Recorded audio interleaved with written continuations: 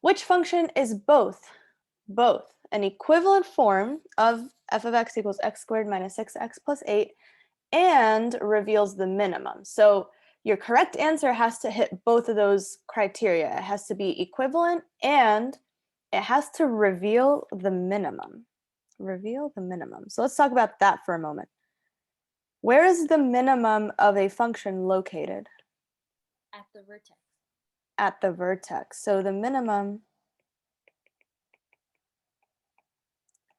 is at the vertex. Because remember, if your function is facing upward, there's the vertex. The vertex is also the minimum. They're kind of synonyms. So if your function is opening upward, then you would have a minimum. And if your function opens downward, you would have a maximum. But in both cases, they're the minimum and the maximum, they're both at the vertex. So what this question is asking you is, okay, which of those other functions is equivalent and is written in what form? What form do they want it to be written in? Vertex form. In vertex form. So if it's asking you for something that reveals the minimum, they're basically just saying it in a different way. They're just saying that they want it to be in vertex form.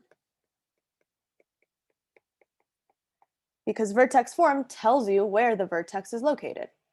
Whereas factored form, what does factored form reveal about the function? The x-intercept? The x-intercept, exactly. So that's kind of the difference. Vertex form reveals the minimum or reveals the maximum, depending on if it's upward or downward. And then factored form reveals the zeros or the x-intercepts of the function. So based on that information, which answer choices are out? A and B. A and B are out. Because A and B are both in factored form. C and D are in, since both of those are in vertex form. But only one has to be correct. So how do I check to see if one of these matches with our original function? What can I do?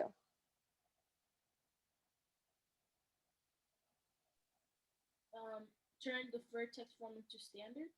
Turn the vertex form into standard form and see which one matches correctly. That is exactly what we're going to do. So let me move these things over a little bit. Oop, okay. All right. Didn't want to move. That's fine. There we go. Nope. Okay, that's fine. We'll leave it. Okay, let's look at C. So f of x equals x minus 3 squared. Ah, there's the students from school. Okay, they're starting to come in now. All right, so C, I'm going to want to turn this into standard form, which means I need to expand it. So when I do that, what's the first thing I'm going to want to do?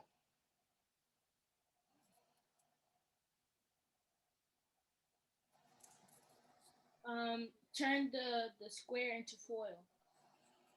Turn the square, so the exponent of 2 is going to make me FOIL. So I'm doing x minus 3 times itself.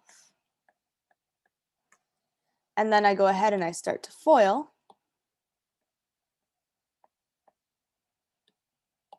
So foiling x times x, I get x to the power of 2. X times negative 3, I get minus 3x. Negative 3 times x, again, I get minus 3x. And then what's negative 3 times negative 3?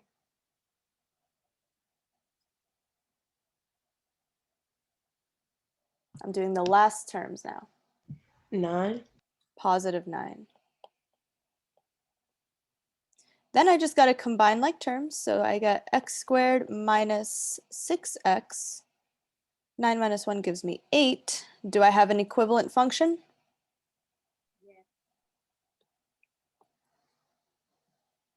Yeah? No? Yes. Yeah, I sure do. So it matches, right? All three of the terms match. So for that reason, I know that it's C. However, on a test, you always want to check all the answers just in case. So let's really quickly check for answer choice D, just so we can see why D is incorrect. So D is pretty similar. It just has a plus sign instead of a minus sign. So I'm just going to switch that. Okay. So with D, let's see what happens. So we get x squared plus 3x, then plus 3x again, plus 9 minus 1, which gives us x squared plus 6x plus 8. And because of that one little tiny plus sign right here, it does not match. All right, so the moral of this story, first of all, is that in order to find an equivalent function, you always need to expand it by using FOIL and combining like terms just to see if it matches. But it was also important to understand which one they were looking for.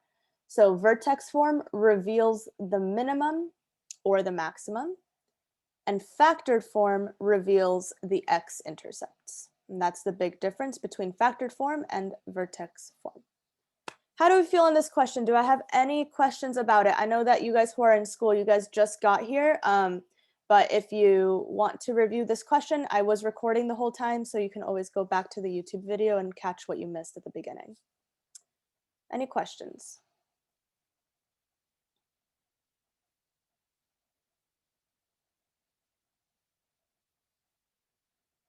All right, cool.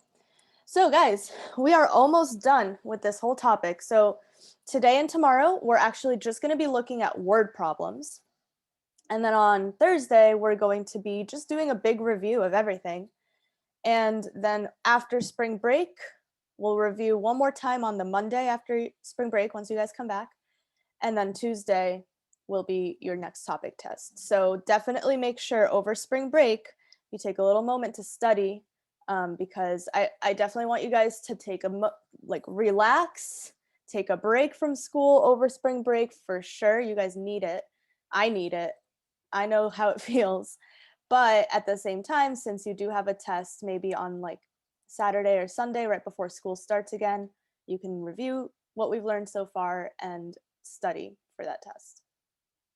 Okay, so any questions at all before we begin on anything? Okay, cool.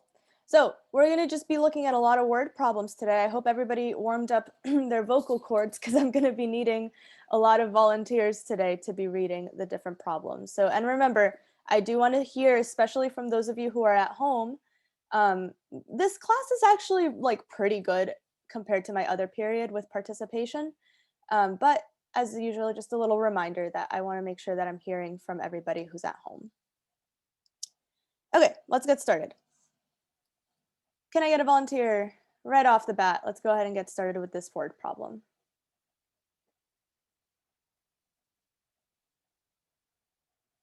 Who would like to start us off? I'll read. Go ahead, Ajara. The local farm, I was gonna say farm, I'm sorry. The local fire department was testing the strength of their water hoses and created the graph below to represent the vertical and horizontal distance of the water path created by the hose. Awesome. So we're just going to start off with the basics. We're going to identify the vertex, the y-intercept, the x-intercepts, but since this is a real world problem, I also want you guys to think about what those values actually represent in the real world. So I can zoom in a little bit. It might be a little hard to tell what those numbers are. But let's start off with the vertex. Who can tell me where the vertex is? And we can be pretty exact because there's little lines going, those little lines, you can read them carefully. 24? No, So, wait. 20, comma 24. Yeah, 20, comma 24. Good. 20, comma 24. Okay. Now, those are numbers, but they actually mean something. So what does the 20 represent? The horizontal distance. Mm-hmm.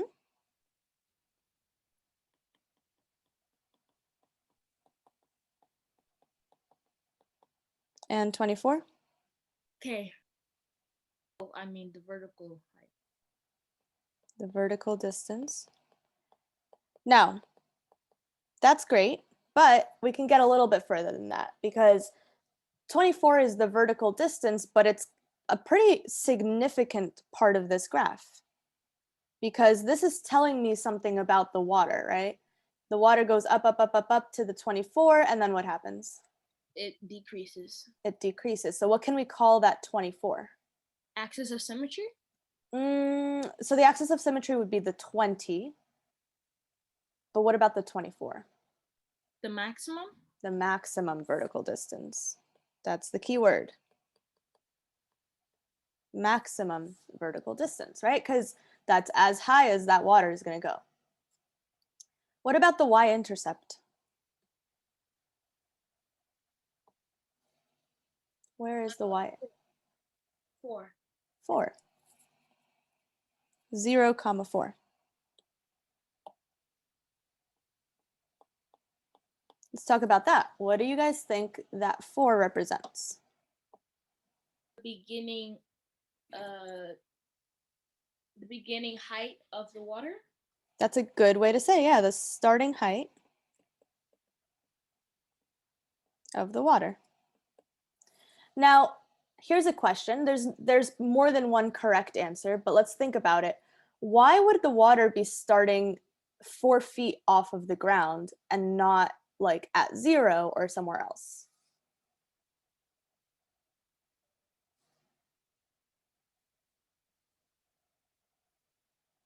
Because it's like a water hose. Like it don't start off with a little bit, like it just spurts out. Yeah. So I was it's gonna do the same thing because since we're talking about a real world problem, why not do real world just real world thing? okay. And in the real world, how does a water hose work? Like, where does the water actually shoot off from? Water, the The fire wind. hydrant. The fire Okay, either a fire hydrant or I think someone else said it. Your hand? Your hand, right? You got an actual fired, what do you call them? Firefighter. I forgot the word. I was going to say fireman. You have a firefighter holding a hose, right? And then the water is going to come out of the hose. So they're probably holding that hose about 4 feet off of the ground, which is, what do you guys think? Is that a reasonable height to be holding it from? Yeah. Yes. 4 feet? How tall am I? I'm 5'3", so 4 feet. Yeah, especially if you're like a much taller person, which I think most firefighters are probably taller than me. They're probably like 6 foot something. Yeah, they're probably pretty tall, so it makes sense, right? So you can picture it like there's not a little man, pretty big, strong man, holding a hose right here at this height. Okay, cool. X-intercepts. How many are there?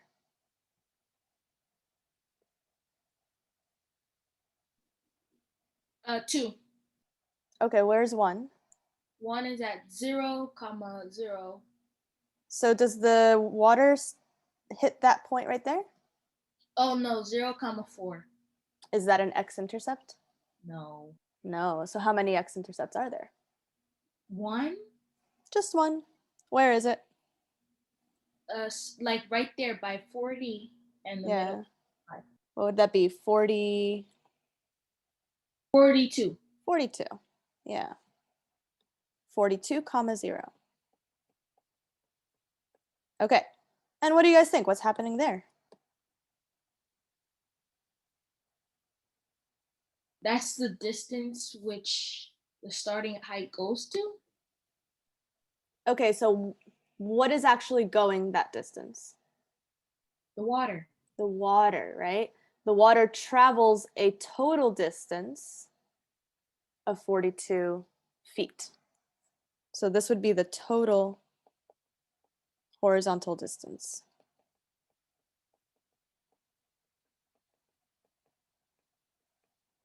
Now, how come there's only one x-intercept? Where is the other one? Where would the other one be? Where I At set 0. the time at 0. But if it was at 0, then your graph would look like this. So it's not at 0. Where is it? Probably in the negatives. In the negatives, right? Like, think about it. This could keep going in that direction. Oh, let me make a better line than that. Okay. So if we go in the negatives, it would technically be somewhere over here. But why does that make no sense? Because you can't do like, the firefighter is shooting -% of water. Right. So remember that this is measuring distance. And in the real world, can you have negative distances? No. No. So what we say is that this is not viable. Remember that word, we've talked about it before, but the word viable is kind of like the word reasonable. Okay, so it's not reasonable in the real world because there's no negative distances in the real world. You got to start from 0 and go from there. Can't go backwards. So not viable. All right, cool. So basically what we're going to be doing today is a lot of this. We're going to be looking at graphs, and each graph is going to represent a different scenario, and we kind of have to analyze the graph based on what we know and talk about what each of those points actually means. All right, so let's go ahead and take a look at, we're going to look at the same graph, but now it's going to ask you some different questions. So let's take a look. So I have 4 questions. 4 questions. I want everyone to take about a minute. I don't want to take too long. Take a minute, read through those questions and see how many of those you can answer on your own based on this graph. And then after 1 minute, we'll go through it together. So here we go, 1 minute. And you can send me your answers in the chat, or you can just have them in your head or in your notebook, and then we'll discuss them afterwards.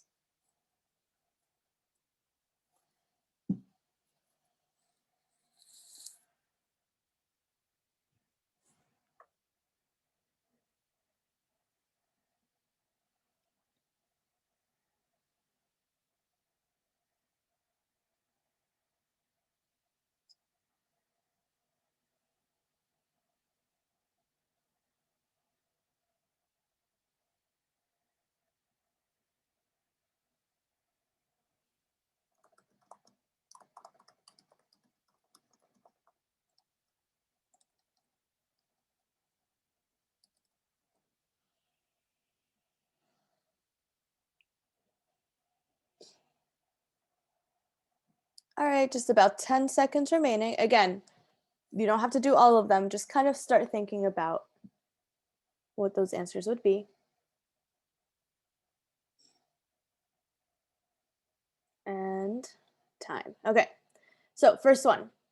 How high into the air does the water travel from the tip of the hose? How high into the air does the water travel from the tip of the hose? Okay. Like how at the beginning, then to the final, like how high it will be?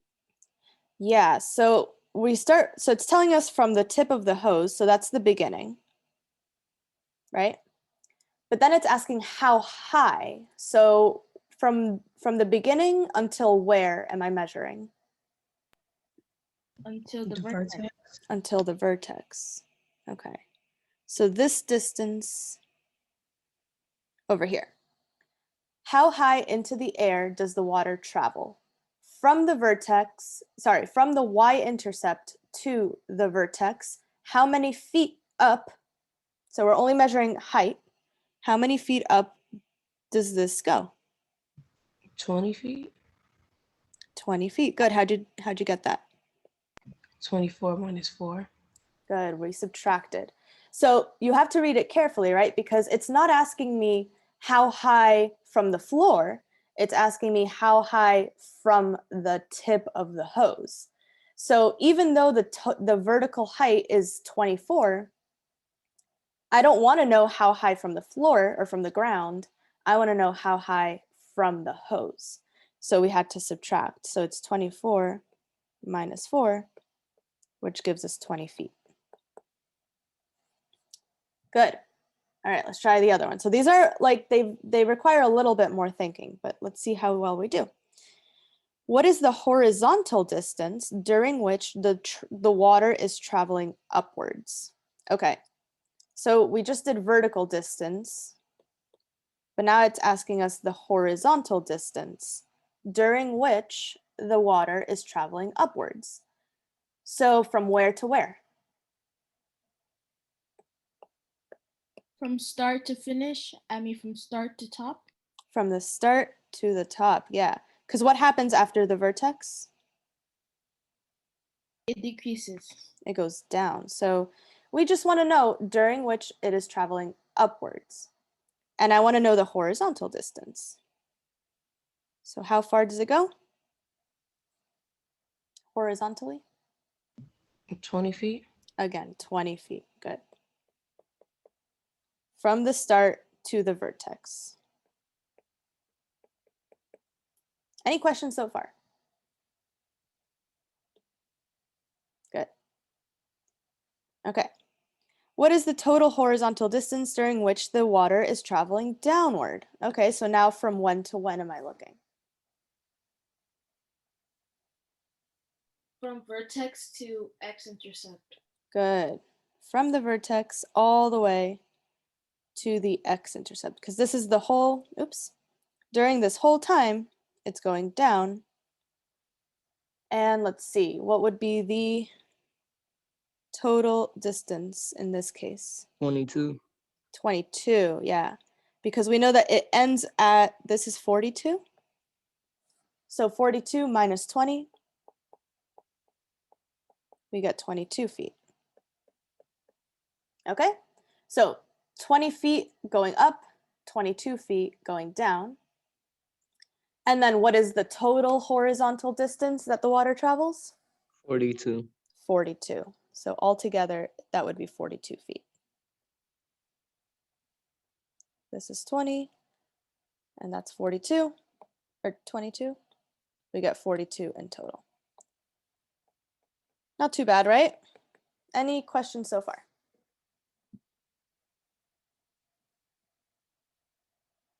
Awesome. All right, let's take a look at a different problem. So now I want you guys to do this one on your own, but same ideas, okay? We're going to read those questions carefully, make sure that you think about what's actually happening in this problem. So actually, before you go and answer them, can I have another volunteer read this situation for us?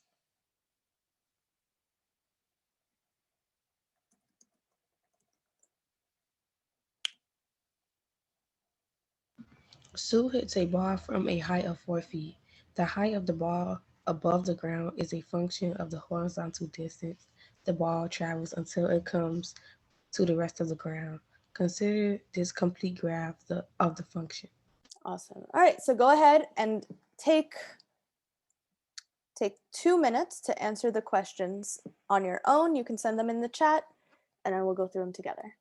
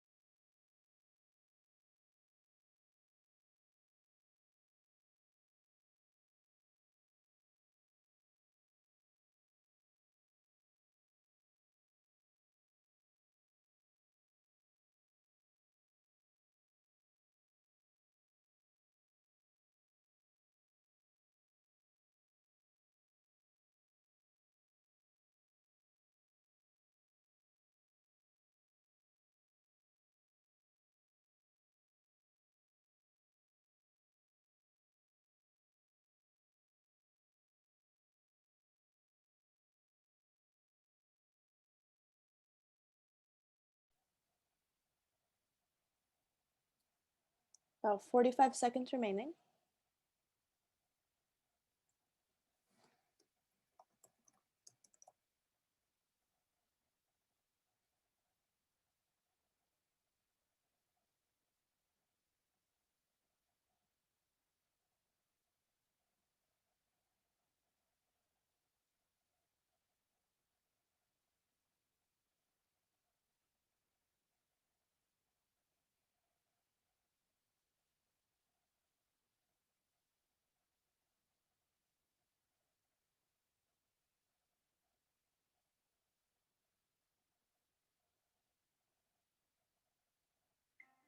All right, that is time.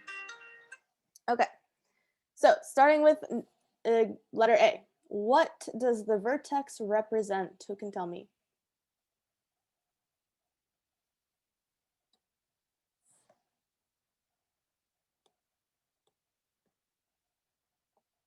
What does it represent?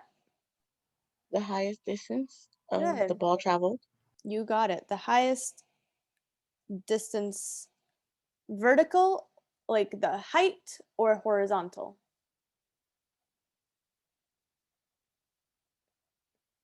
Vertical. Vertical. So that this is telling me the ball reaches a maximum height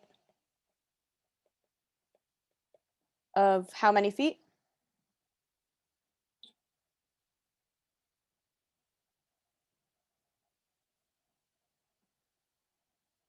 How many feet? What's the maximum height?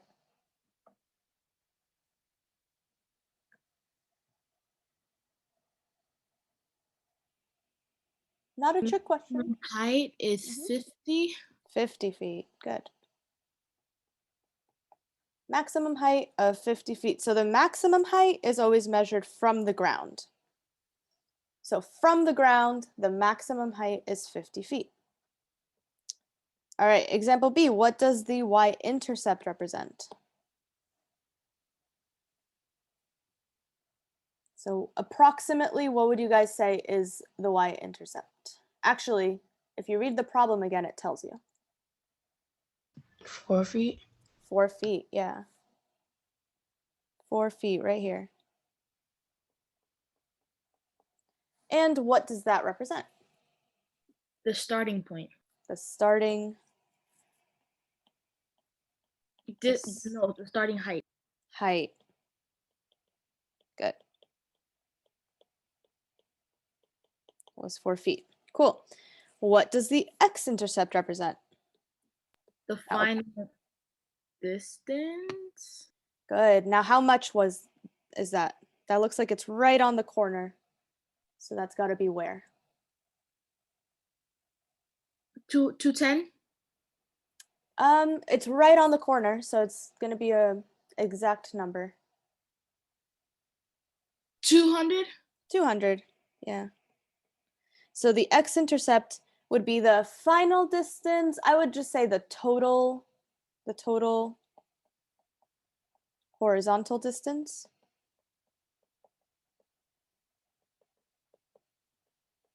Of the ball was 200 feet. So I went far, far. And then finally, what is the vertical distance traveled by the ball after being kicked? So vertical distance after being kicked. Does anyone have an idea of what that would be? The vertical distance. So we have to look at the y-intercept. The y-intercept up until when? 50. So 50 take away 4 Yeah. equals 46. 46 feet.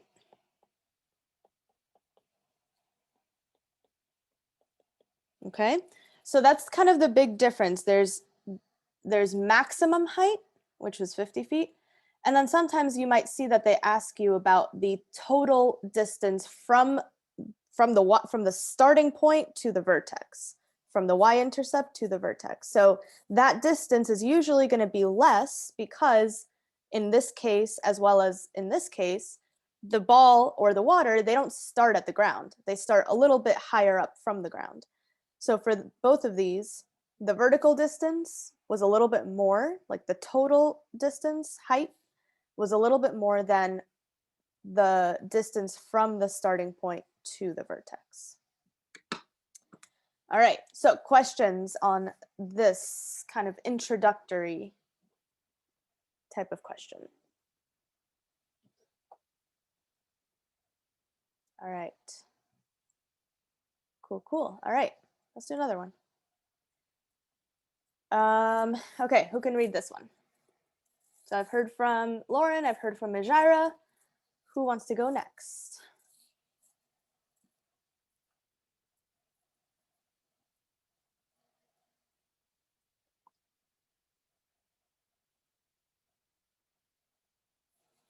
I'll call on someone.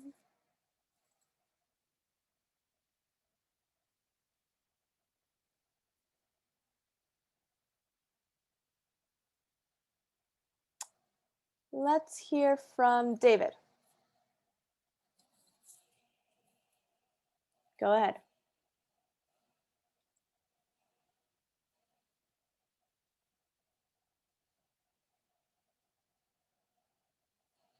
David, can you hear me? Someone at school, make sure he knows it's his turn. Okay, go ahead.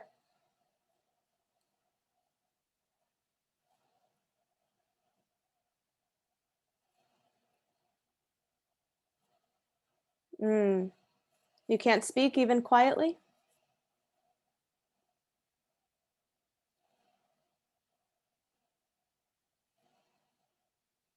Okay. All right. Okay, fine. You guys get a pass for today. In that case, let's see. Let's hear from Karina. Go ahead. A ball is thrown into the air from the edge of a 48-foot high cliff so that it eventually lands on the ground. The graph below shows the height, y, of the ball from the ground after x seconds. Which Okay. values will help you? Yeah, keep going. Will help you to calculate the total vertical height that the ball travels from when it leaves the thrower's hand to when it reaches its maximum height. Select two that apply.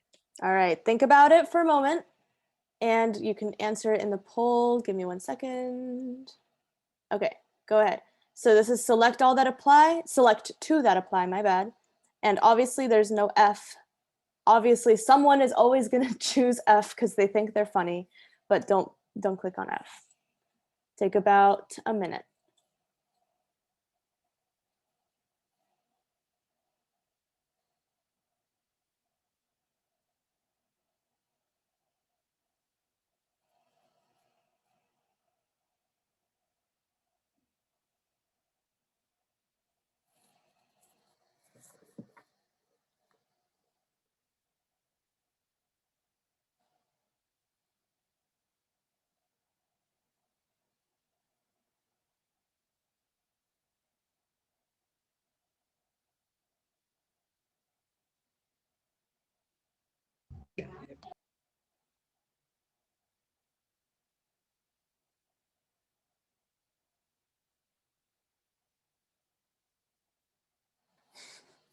And of course, someone has chosen answer F.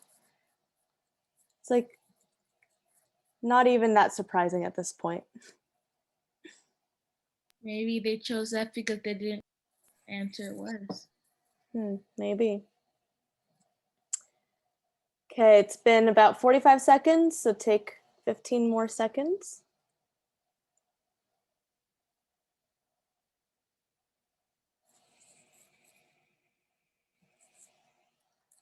Five, four, three, two, and one. Alrighty, pretty good, pretty good.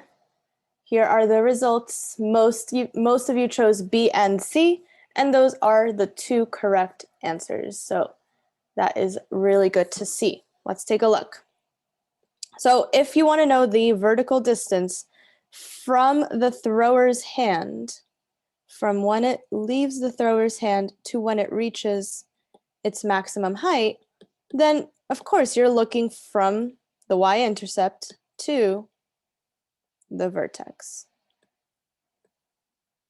Okay, so that is the distance from the thrower's hand to the maximum height. And then you would subtract those two values. So in this case, I would probably be doing, let's see, what's the maximum height? What's a good estimate for this maximum right here? 146. 146. That sounds good. 146. And then the starting height is 48. So we would just subtract. We do 146 minus 48. So the total vertical distance from the thrower's hand to the maximum height, what would that be? 146 minus 48, that's going to be 98 feet. All right.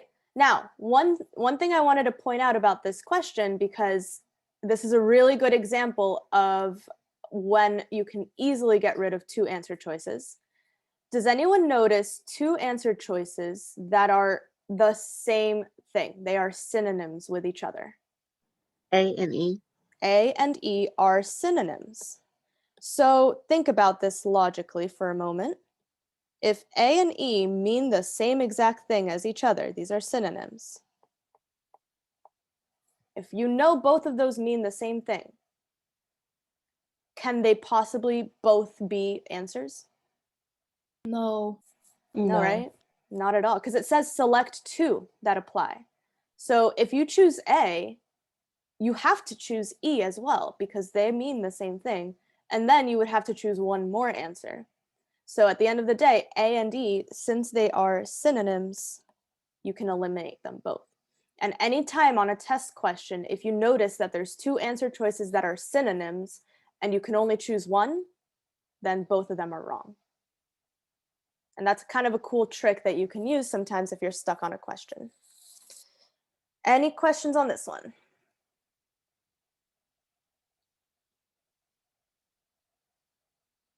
Cool, cool. All right. Moving right along.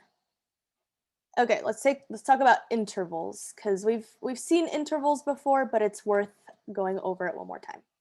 So this is the same situation. A ball is thrown into the air from the edge of a cliff, and it eventually lands on the ground. And what it's asking is, for which interval is the ball's height always decreasing? So decreasing, from when to when is that going to be? 2.C. So just more basically, not looking at numbers, but just looking at the graph. From when it reaches the top and after. Good. So from the top down. 2.5. Right? So the interval, when it asks you for the interval, you're always going to be telling them the x values. All right, so I know that this point right here, if I look down, that's 2.5. So it's from 2.5 until 5.5. From 2.5 to 5.5. Now, using words, I would just say from 2.5 seconds to 5.5 seconds. But we've seen this before where you can write it as an algebraic interval. And since we're talking about x values, right, 2.5 seconds and 5.5 seconds, so that's x values, we can write it as an interval instead. So x goes in the middle, and the minimum is on the left side, so 2.5, and then 5.5 over here. So this means the same thing, from 2.5 seconds to 5.5 seconds. So it's answer choice C in this case. But we have to be pretty comfortable with reading those intervals the way that they're written.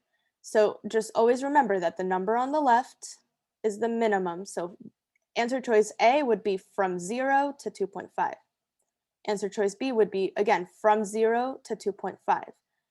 And then answer choice D would be anything above 2, x greater than 2. Now, let's look at A and B for a second, because A and B there's something interesting going on there that I kind of want to talk about. What's the only difference between A and B? It is it has a symbol of less than or great and or equal to. Okay, good. And so what is happening from 0 to 2.5? The from 0 to 2.5? On the graph.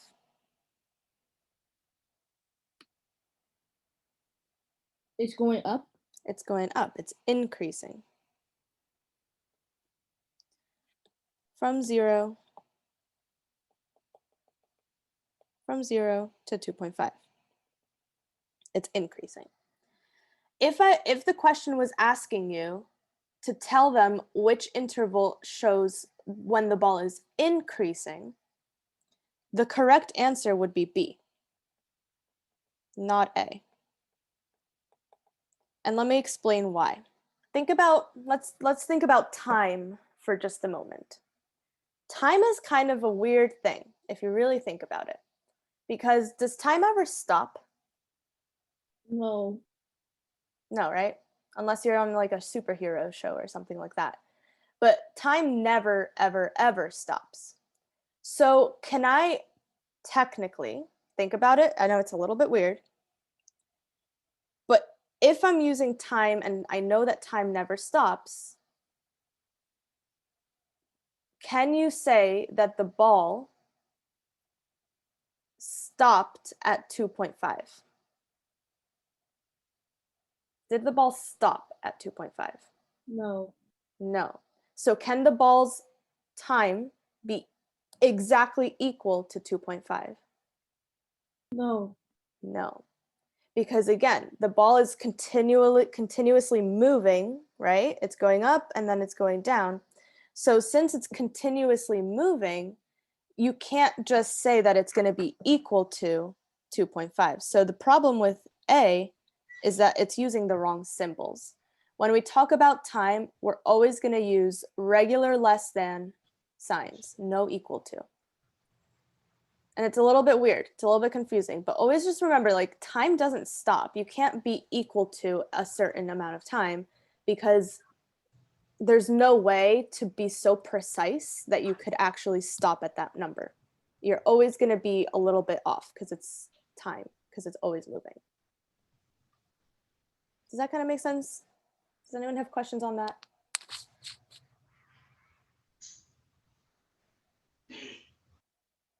Okay, so if you see those symbols, that answer is automatically out.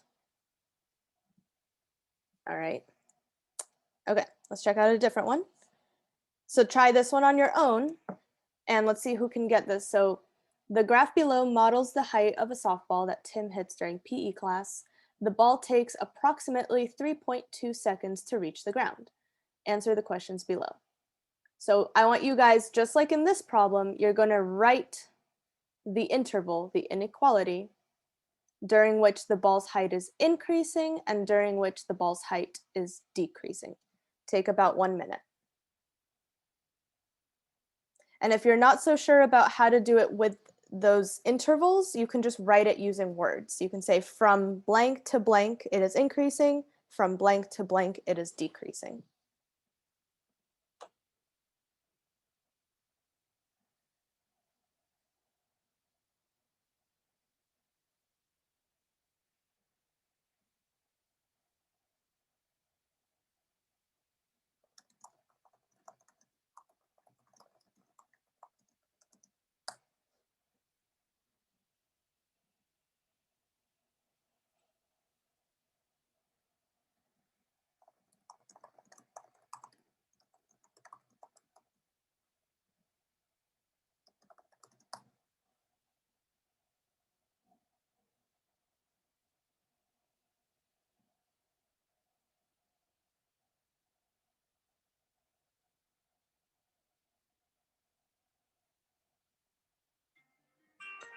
Okay, does anyone want like 30 more seconds? Yes? Okay, 30 more seconds.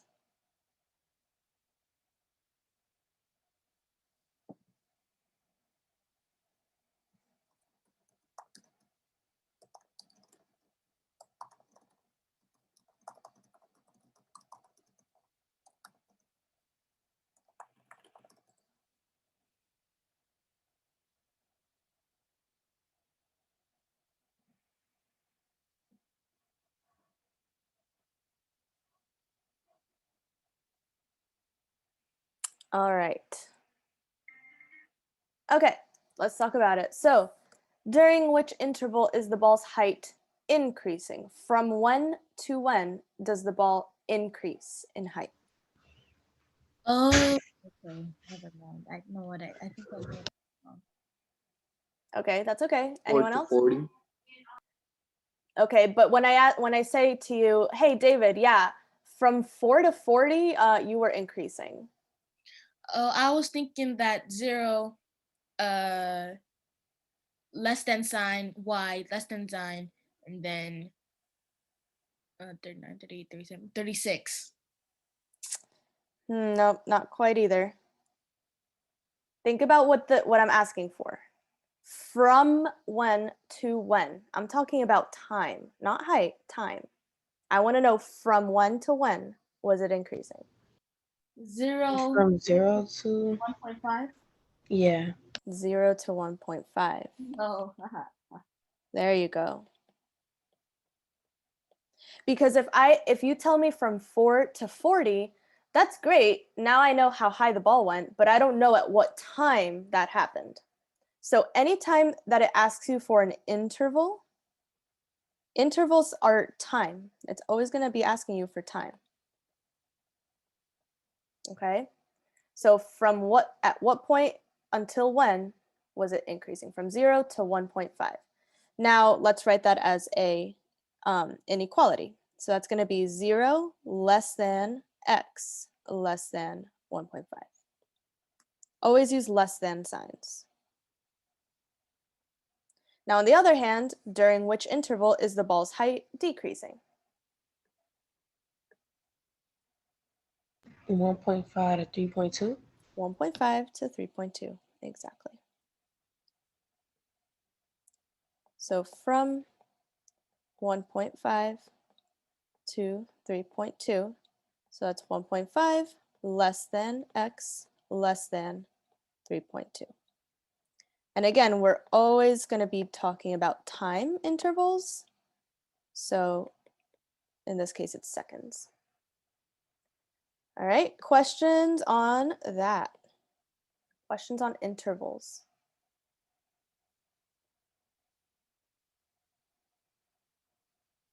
Cool, okay. Moving right along, guys. Okay, same graph, different questions. Take another minute and a half. I'll give you 2 minutes. 2 minutes. Read through each question and see how you can answer that to the best of your abilities.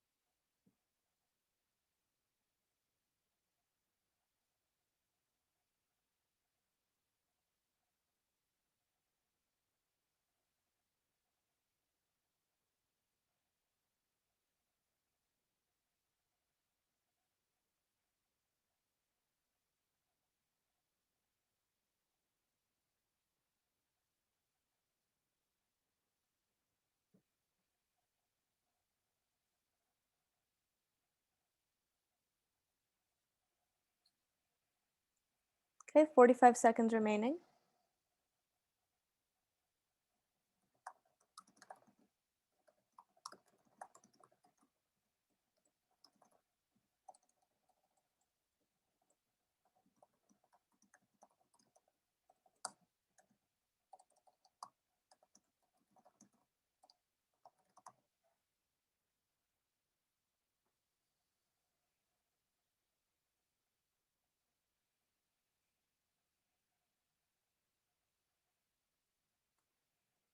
All right, 10 seconds.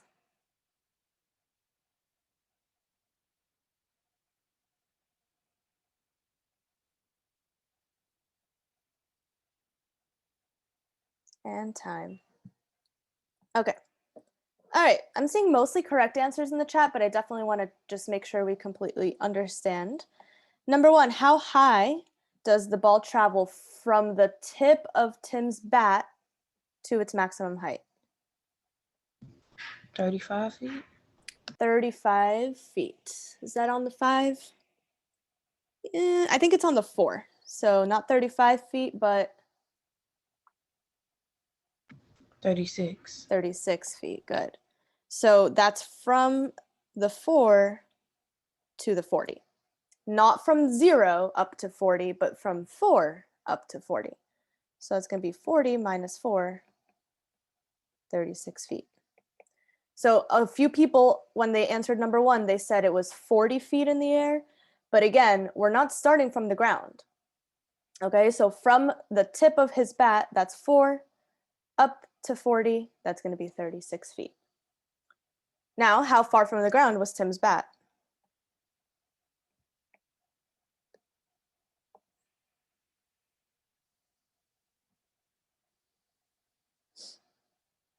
How far from the ground was Tim's bat?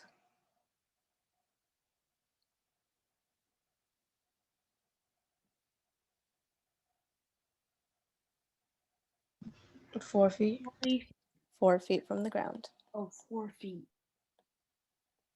The starting height.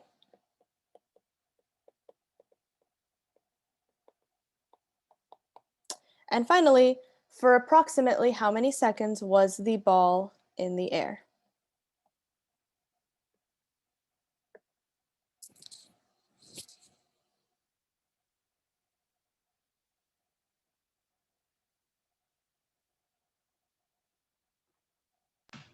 Three seconds. About 3 seconds. We know that it's from the previous part, we knew it was about 3.2 seconds. Oh, so that's what it was asking. It's asking for the total amount of time. Total amount of time. Right, because even after 1.5 seconds, which is the vertex, it's still in the air. 1.5 seconds is how long it takes to go up, but then it still comes down. So the total amount of time that it was in the air would be 3.2 seconds. Any questions on these 3 problems? How did I know it was 3.2?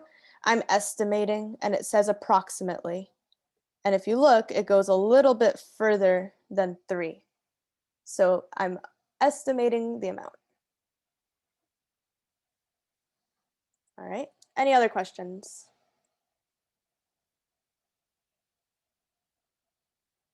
Awesome. Okay, here's another kind of similar one, but this time I have an equation. So let's kind of talk about it, because when you have an equation, you can actually know some more information. In this example, I had to estimate the 3.2, right? And in some other examples, we've had to estimate the maximum height. Like this one, for example, we had to estimate this height. So in this example, now we have an equation, which means we can do a little bit more with it. So who am I hearing from next? Let's hear from RL. Can you please go ahead and read? Summer is competing in a diving competition. Her height is in feet above the water is modeled by the function fx equals negative 16x to the power 2 plus 8x plus 48, where x is the time in seconds after she jumps from the diving board. Awesome. So the first question right off the bat is asking us, what is the maximum height that she reaches? Well, if you look at it, we know it's somewhere above 48, but it's not very easy to tell where that's going to be, especially since there's no tiny lines, there's no way to know exactly what that number is. So what we can do is we can actually go to the equation and use it to figure it out. Now, what form is this equation written in? Standard. Standard form. And this is asking me for the maximum height. So what can I find from standard form? The vertex. We're going to look for the vertex. So maximum height, I need to calculate the vertex. And what do I use to calculate vertex? Vertex formula. Vertex formula. All right, let's do a little sticky note situation. So vertex formula, let's go ahead and review that real quick. What is it? H equals negative x divided by 2a. You're close. Not negative x, negative B. b. Good. All right, based off of my equation, what is my a, what is my b, and what is my c? Might as well. Our A is -16, our B is +8, and our C is +48. Awesome. So now we just take those numbers and we're just going to plug them in. So negative b is going to be -8 over 2 times -16. So that gives me -8 over -32. Who can tell me what that fraction is going to be once we simplify it?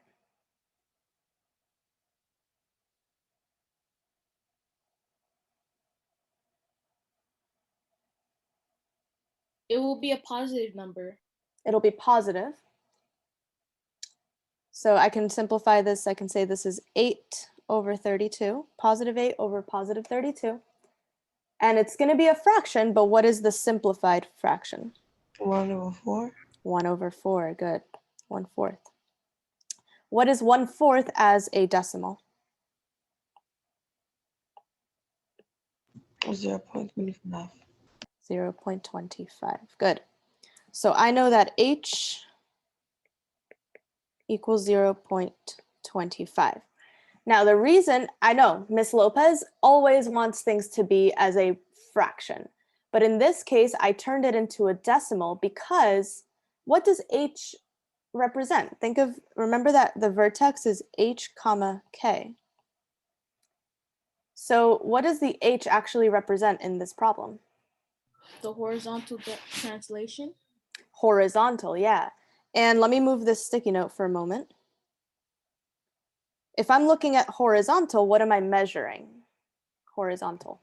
The time. I'm measuring the time.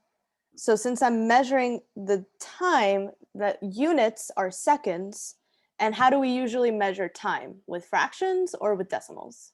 Decimals. Decimals. So that's why I turned it into a decimal. So h is 0.25 seconds. And now that I have 0.25, what can I do with that number?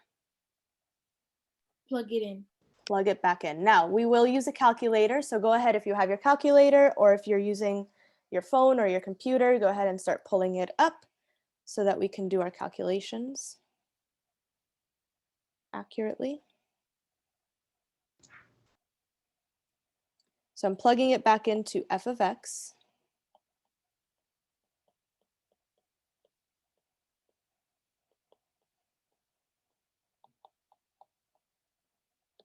I'm plugging in 0.25.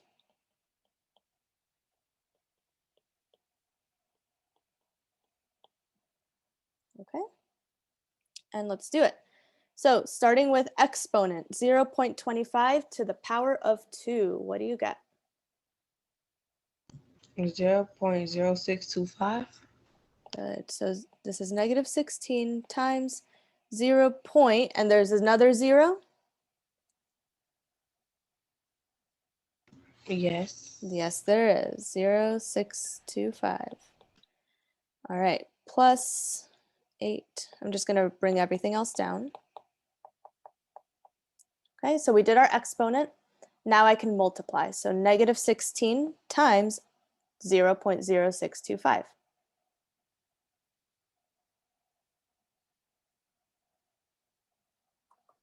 -1. -1, good. How about 8 times 0.25? 2. 2, and then 48. So -1 plus 2? 49. Oops, I'm sorry. That's okay. -1 plus 2. Okay, so I get 1 plus 48 equals 49. So 49. So k equals 49.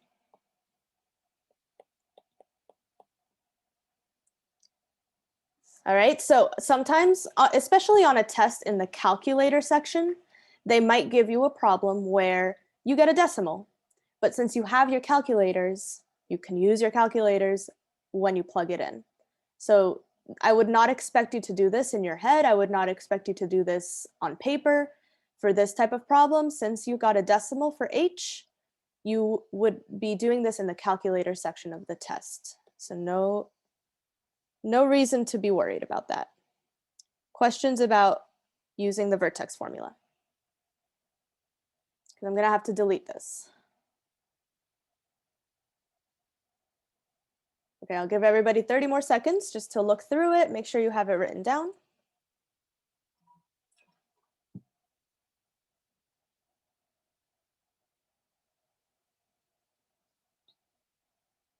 All right.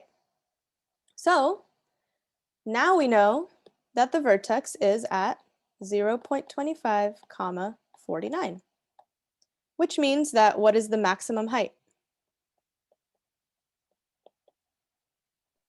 49. 49 feet. Right here. So the maximum height would be the K value, 49 feet. Any questions on A?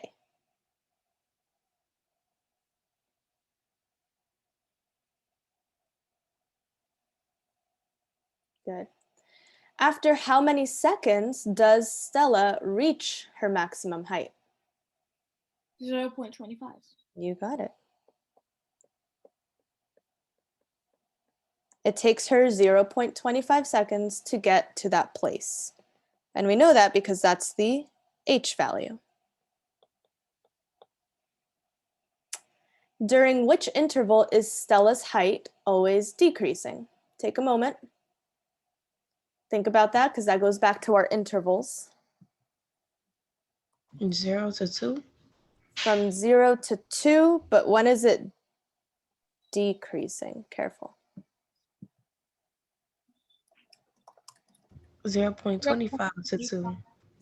From 0.25 to 2. Now using an inequality, how would I write that? 0.25 less than symbol x less than symbol 2. Good.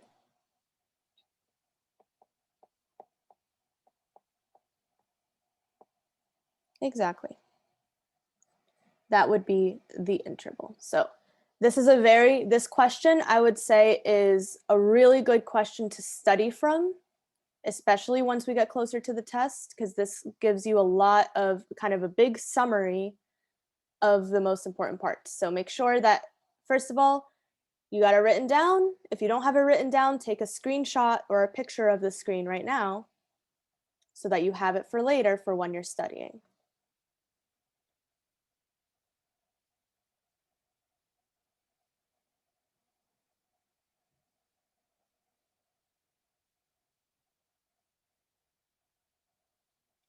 And if there's any questions, now is a good time to ask.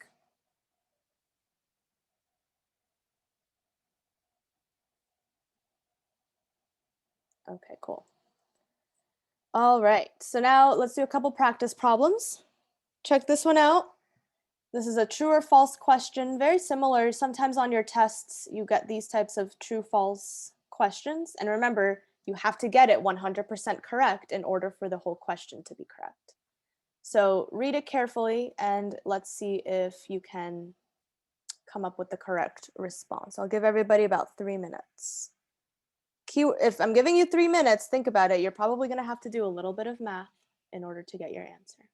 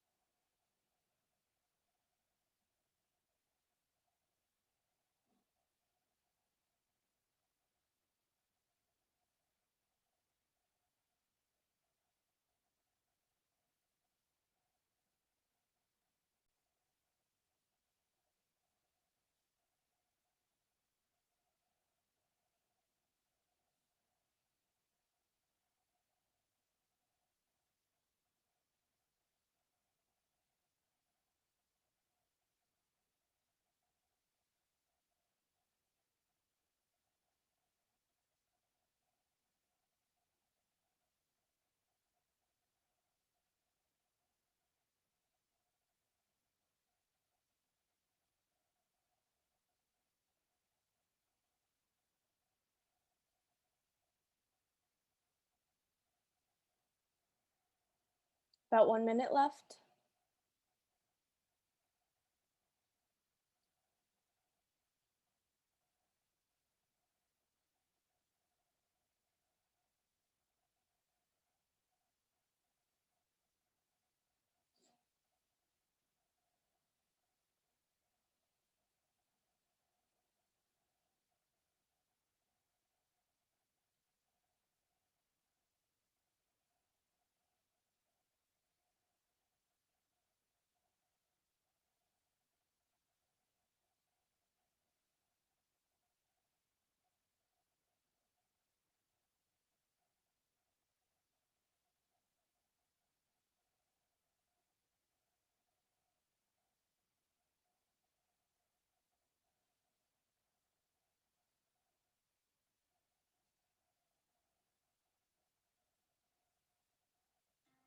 All right, that is time. All right, so let's think about this problem because I didn't want to give too much away, so I'm curious to see who was able to figure out what it was asking for. The first one is asking, true or false, the cannon is 8 meters above the water.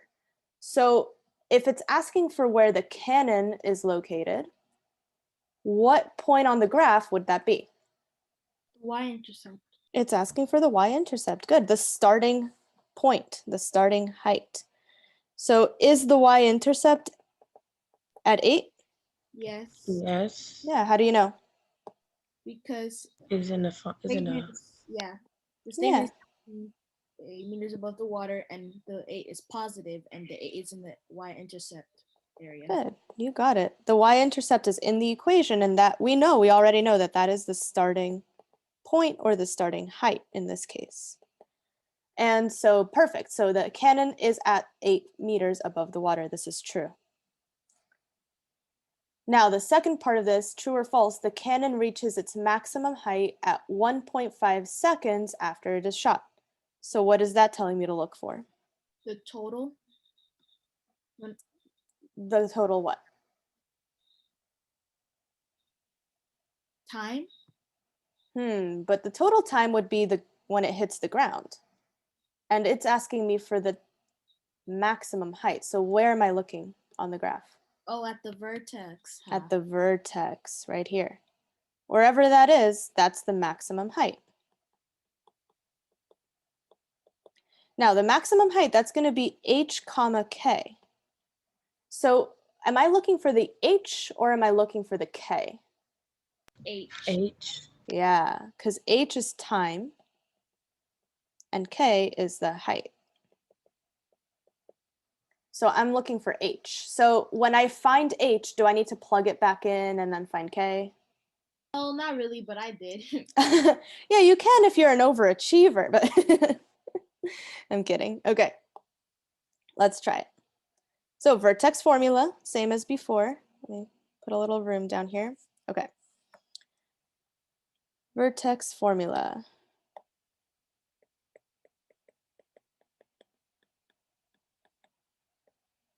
H equals negative b over 2a. So what is my, let's just break it all down. What's my a? What's my b? We already know c is 8. Our A is -5. Our B is +15. Good. So just plugging everything in. I have -15 over 2 times -5. So I have -15 over -10. And when I simplify this fraction, what do I get? 1/5? No, not 1/5. Try again. 1.5.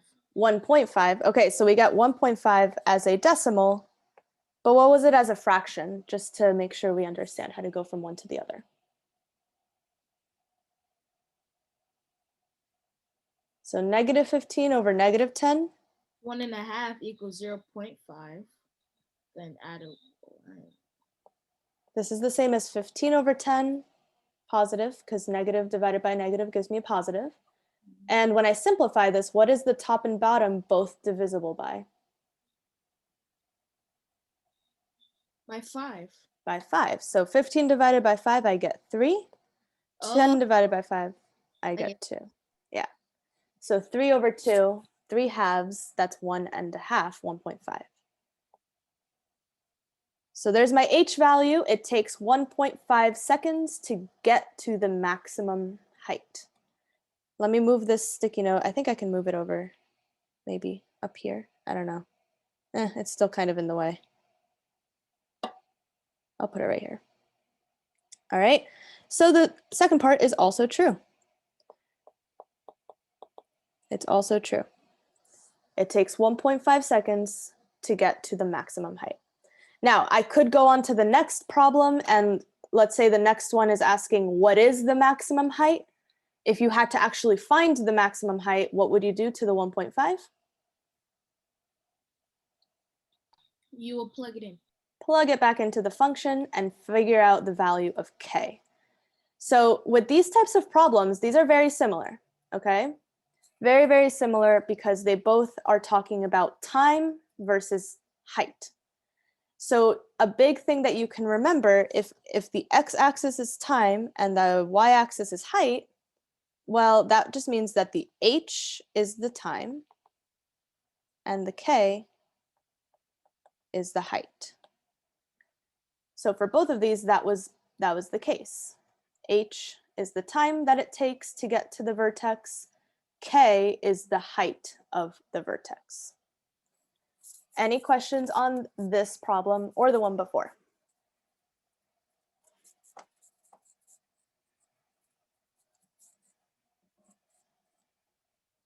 Awesome. One thing I just want to point out, which I didn't point out in this problem, is that this one also tells you the starting height right from the equation. So the 48 that was in the equation, that was the height of the diving board. The starting height, 48. Okay. We have time for a couple more, but let me see which one I want to do. Because these are now, okay, we actually have just 2 more. Yeah, let's do this one. Okay. Who got here late and hasn't had the chance to read yet? I think that might be Sophie. Can you read, Sophie? I'm sorry, I know this one's kind of long. I feel kind of mean for doing that, but I think you can handle it. Autumn's class launched an orange rocket and a green rocket during an experiment. The function graph below models fx, the orange rocket's distance from the ground, in feet x seconds after it was launched. The function gx equals negative 6x to the power of 2 plus 36x plus 10 models. The green rocket's distance from the ground in feet x seconds after it was launched. Which rocket had the greatest distance from the ground? What was its distance? Awesome, thank you.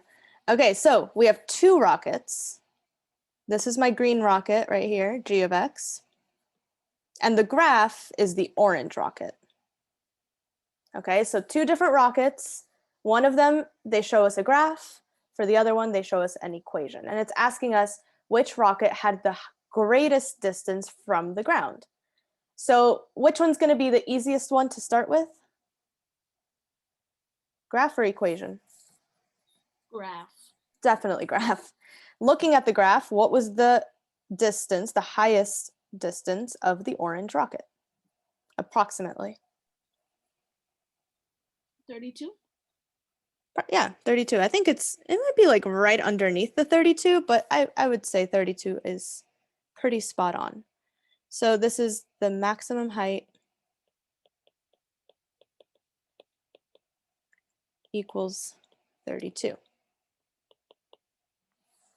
Okay, well, now on the other hand, I have an equation, but I still want to figure out what the maximum height is. Even though I don't have a graph, I'm going to use what formula?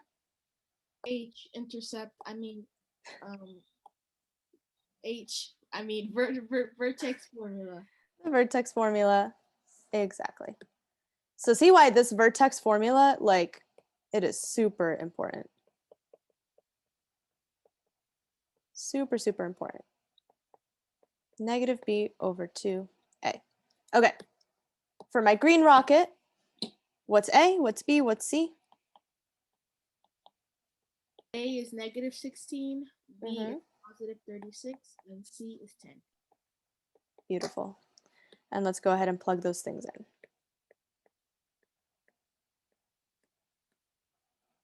So negative b, that's negative 36, over 2 times negative 16. So this is negative 36 over negative 32. And remember, you are allowed to have a calculator for this type of problem. I'm allowing you to have one, so go ahead and use it. What is that in decimal form? Because remember, we're talking about time, so it's okay that it's going to be a decimal instead of a fraction. 1.125. 1.125. Now, is that my final answer? Is that the height of the No, vertex? No, what is that? it's time. It's time. This is seconds.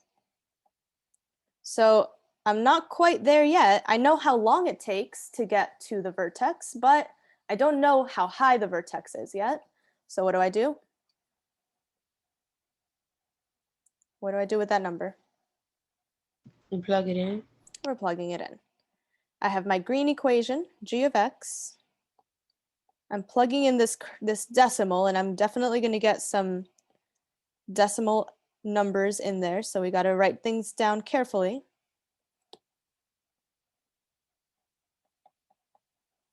And just make sure with this type of problem, you want to be really neat, really organized, because as soon as you write down, see, I already messed up. That was I wrote the 1.125. 1.125. As soon as you write something down incorrectly, the whole thing's going to be wrong. All right, starting with our exponent, 1.125 to the power of 2. What do we get?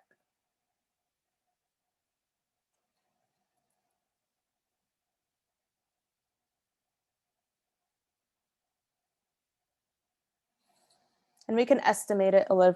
If you get a really long decimal, we can estimate it a little bit.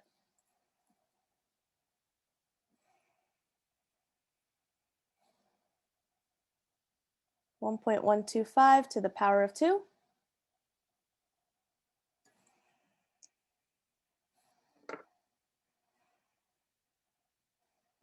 You guys get real shy when you see a big long decimal, don't you? So I'm getting 1.265625. That's what you should get as well. 1.125 times 1.125, you get 1.265625. So we're just writing it all down, keeping it nice and neat. Because now I got to multiply that times negative 16. What do you get when you multiply it times negative 16?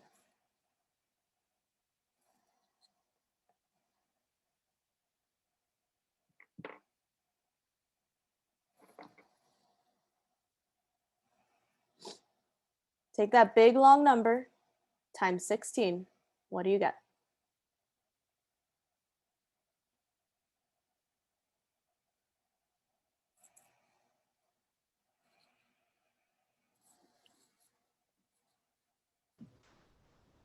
Negative 20.25. Yep. Negative 20.25.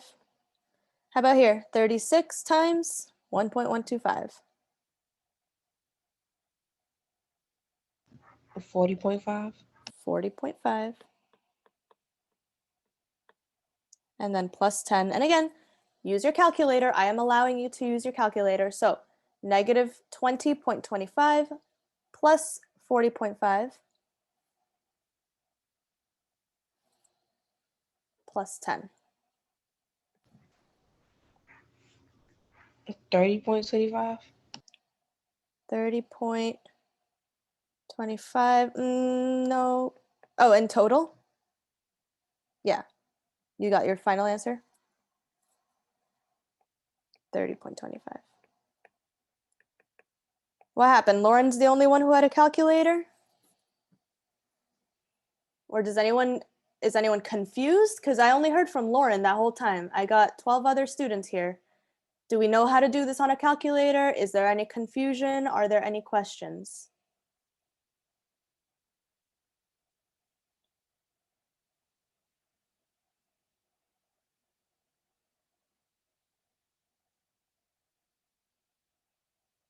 I'm giving you the chance now. I'm going to erase this in like 10 seconds unless I hear from someone.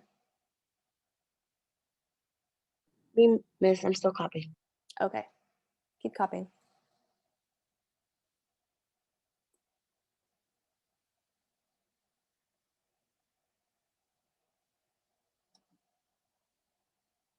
Okay, I'm done. Awesome. Okay. So I'm just going to make this a little bit smaller so we can see both at the same time. So the question is asking which rocket had the greatest distance from the ground? What is it, green or orange?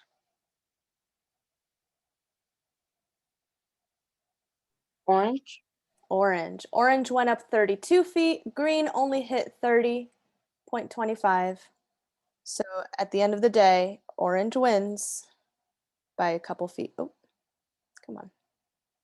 There we go. So orange rocket wins about 32 feet. All right, well, that basically is the end of this topic. I will do this question tomorrow during your bell ringer, so no worries, we'll get to it. But tomorrow, like I said at the beginning, tomorrow is part 2 of this. And Thursday, we're going to do a review. I will give you an optional spring break packet to study from. And then on Monday after spring break, we study or we do a review. And then on Tuesday after spring break is your next topic test. So all of the stuff that we're learning now, do not let it leave your brain over spring break because you will definitely need to remember everything after we come back. All right, so that is all for today, everybody. Have a nice, lovely Tuesday, and I will see you all tomorrow. And don't forget, there's an extra credit assignment that I already put up on Teams. Bye, everyone.